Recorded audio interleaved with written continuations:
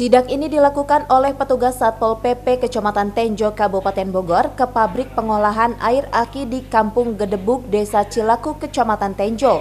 Pabrik pengolahan air aki ini banyak dikeluhkan warga sekitar lantaran kerap menimbulkan bau menyengat.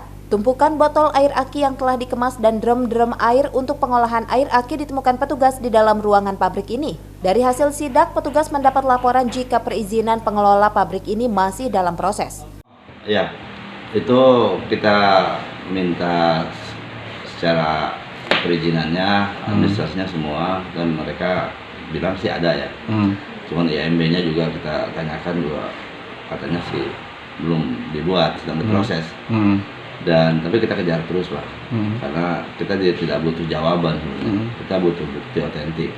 Ya, kami minta nanti ke pengelola supaya menunjukkan ya dokumen yang terkait dengan usahanya.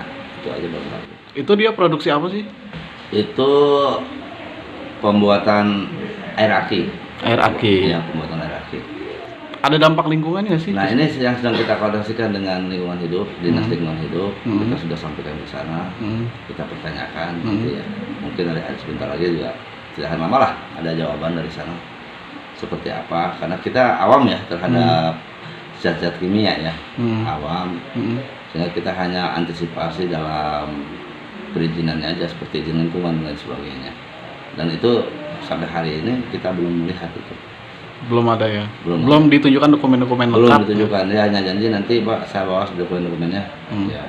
Ya sementara memang mereka sedang off dulu. Rencananya Satpol PP Kecamatan Tenjo akan melakukan tindakan tegas berupa penutupan atas pabrik rumahan ini jika dalam waktu dekat pengelola pabrik air aki belum juga memberikan bukti perizinan resmi dari Pemda Kabupaten Bogor. Dari Tenjo, Kabupaten Bogor, Iwan Setiawan melaporkan.